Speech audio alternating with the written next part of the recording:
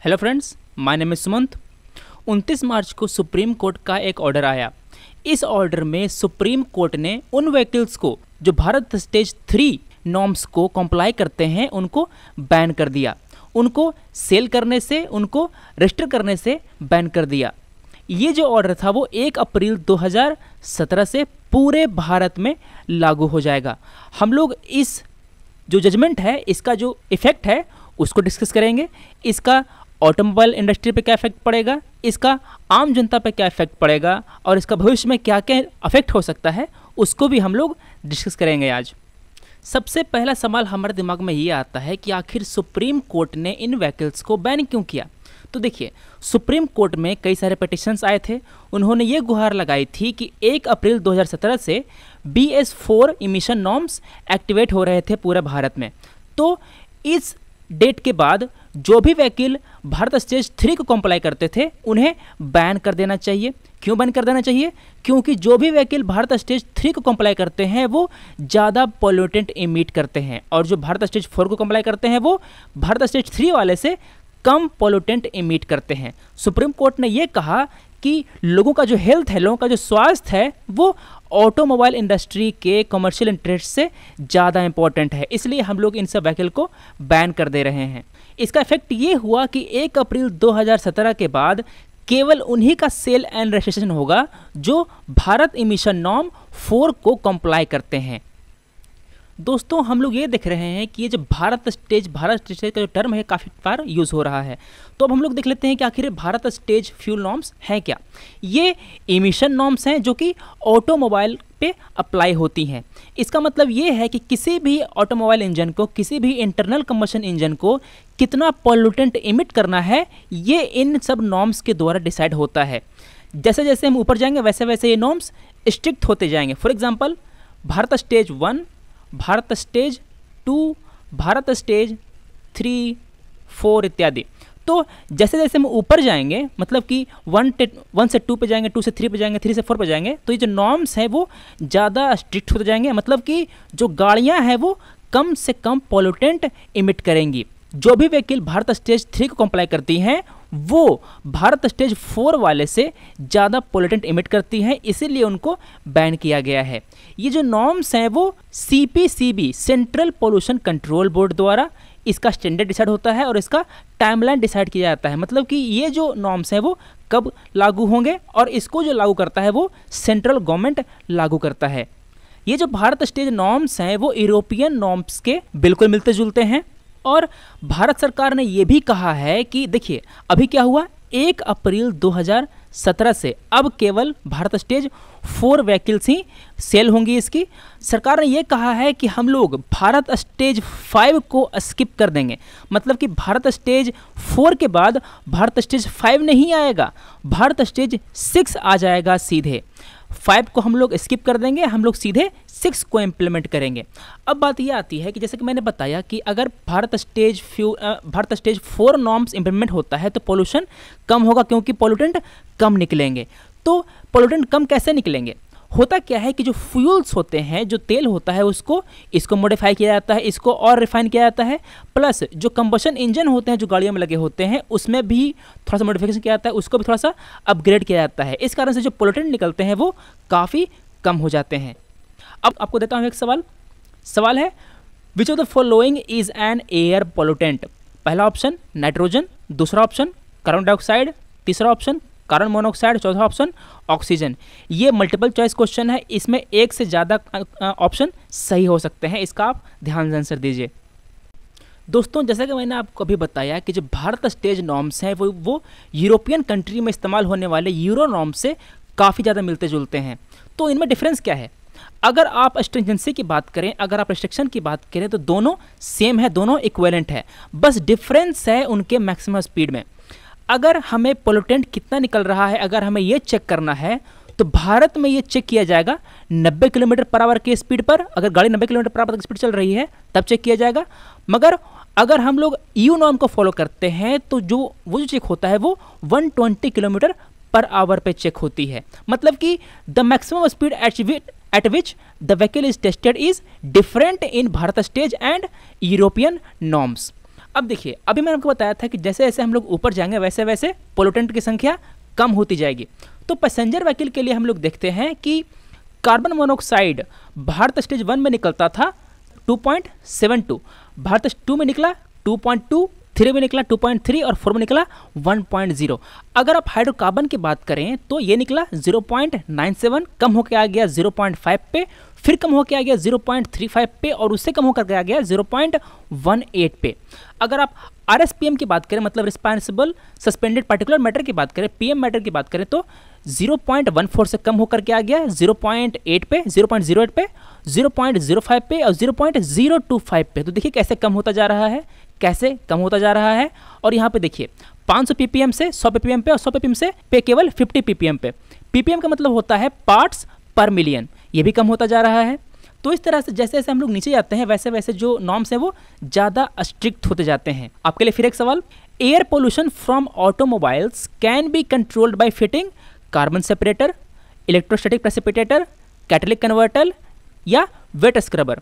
इसमें से कौन सा ऑप्शन सही आपको बताना है कमेंट सेक्शन में हमारे।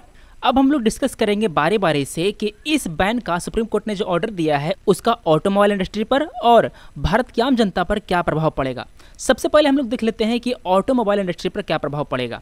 तो इस ऑर्डर की वजह से जो व्हीकल्स जो भारत स्टेज 3 को फॉलो करती थी वो अब नहीं बिक पाएंगी। इन ऑटोमोबाइल व्हीकल्स को, इन ऑटोमोबाइल कंपनीज को इनमें चेंज करना पड़ेगा, उनके इंजन में, उनका जो एक्सॉस्ट सिस्टम होता है उनमें चेंज करके उनमें बदलाव लाने पड़ेंगे ताकि वो भारत स्टेज 4 नॉर्म्स को फॉलो कर पाएँ। देखिए इन सब बदलाव करने में काफ़ी सारे पैसे लगते हैं, इसमें R&D वगैरह करना पड़ता है, तो उससे जो व्हीकल्स हैं उसका दाम बढ़ेगा।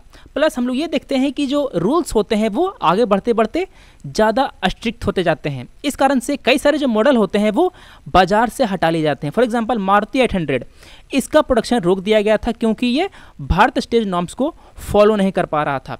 वैसे भी हम लोग देख लेते हैं कि जो टू व्हीलर व्हीकल्स थे उसमें 2 स्ट्रोक इंजन को भी हटा दिया गया था और जो गाड़ियाँ हैं उसमें इलेक्ट्रॉनिक कंट्रोल मैकेनिज्म लगाया गया था ताकि वो इन सब नॉर्म्स को फॉलो कर पाएँ।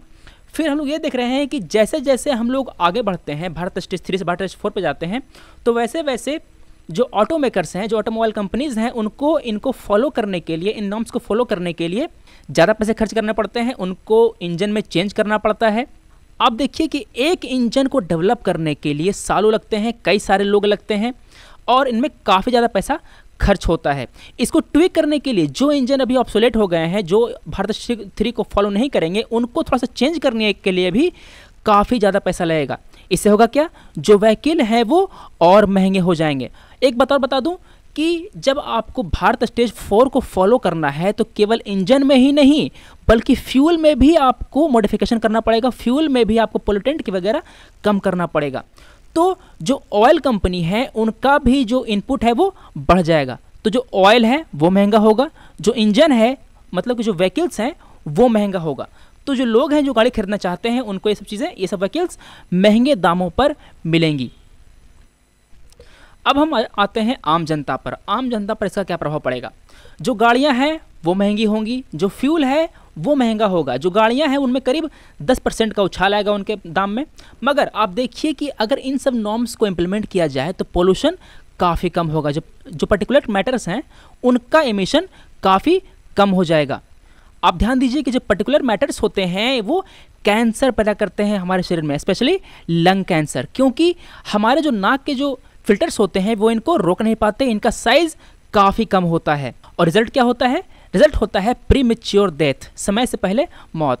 फिर आप देखिए कि जो NOx नाइट्रोजन ऑक्साइड्स होते हैं, ये हमें जो पोल्यूटेंट होते हैं वो 2 तरह के होते हैं। एक होता है NO2 नाइट्रोजन डाइऑक्साइड और एक होता है नाइट्रिक ऑक्साइड NO। जो नाइट्रोजन है वो ऑक्सीजन से मिलकर के नाइट्रिक ऑक्साइड बनाता है और ये नाइट्रिक ऑक्साइड ऑक्सीजन से फिर मिलकर के नाइट्रोजन डाइऑक्साइड बनाता है। अब ये नाइट्रोजन डाइऑक्साइड जो है वो एटमॉस्फेयर में जाकर के एसिड रेन क्रिएट करता है और ये जो एसिड रेन है वो ट्री को डैमेज करता है, जो वाटर बॉडी है उनको कंटेमिनेट करता है, वाटर पोल्यूशन क्रिएट करता है और जो कई सारे जो इंफ्रास्ट्रक्चर हैं जैसे कि पुल वगैरह, हमारा ताजमहल, इसको भी ये डिग्रेड कर रहा है। और ये जो नाइट्रोजन ऑक्साइड्स हैं वो सरफेस लेवल पे ओजोन क्रिएट करते हैं। ओजोन अगर ऊंचाई पे पाया जाए, ओजोन अगर हमारे एटमॉस्फेयर में पाया जाए तो वो सही है, वो हमारे जो अल्ट्रा वायलेट रेज हैं उनको रोकेगा। मगर ये अगर सरफेस लेवल पाया जाए तो ये हानिकारक होता है, ये टॉक्सिक होता है। फिर जो व्हीकल्स हैं उनमें से निकलता है सल्फर डाइऑक्साइड, ये हमारे रेस्पिरेटरी सिस्टम को, ये हमारे स्वास्थ्य तंत्र को नुकसान पहुंचाता है। फिर हमारे लंग को नुकसान पहुंचाता है, प्लस हमारी आइज़ में, हमारे आंखों में इरिटेशन पैदा करता है। ये सल्फर डाइऑक्साइड और वाटर मिल जाए तो ये भी एसिड रेन प्रोड्यूस करते हैं। तो देखिए एनालिसिस ये है कि अगर हम लोग भारत स्टेज का हायर नॉर्म फॉलो करेंगे तो गाड़ियों के दाम बढ़ेंगे, ये सही है, मगर हमारे देश में पॉल्यूशन लेवल काफ़ी कम होगा। और दोस्तों याद रखिए, लाइफ से बड़ा कुछ नहीं है।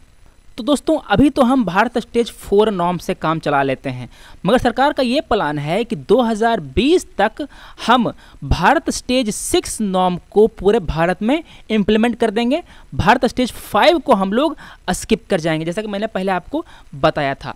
तो इससे होगा क्या, जो ऑयल कंपनीज हैं उनको अपने ऑयल रिफाइनरीज में काफ़ी इन्वेस्टमेंट करना पड़ेगा, इसके लिए कैपिटल चाहिए होगा। और जो ऑटोमोबाइल कंपनीज हैं उनको भी अपना इंजन इंप्रूव करने के लिए, उनको अपना इंजन भारत स्टेज 6 के कंप्लेंट बनाने के लिए उन्हें रिसर्च करना पड़ेगा, उन्हें नया इंजन डेवलप करना पड़ेगा, तो इनमें पैसा खर्चा होगा। अब इन सब कारणों से आगे के जो व्हीकल्स आएंगे वो काफ़ी महंगे होंगे। इसका एक फ़ायदा और है कि हमारे यहाँ, हमारी सोसाइटी में ऐसा देखा गया है कि हम लोग पर्सनल व्हीकल को काफ़ी ज़्यादा इस्तेमाल करते हैं, इसको काफ़ी ज़्यादा प्रेफरेंस देते हैं। तो अब लोग अपनी खुद की गाड़ियों में जाने के बजाय जो पब्लिक ट्रांसपोर्ट है, बसेस वगैरह, उसको ज़्यादा इस्तेमाल करेंगे।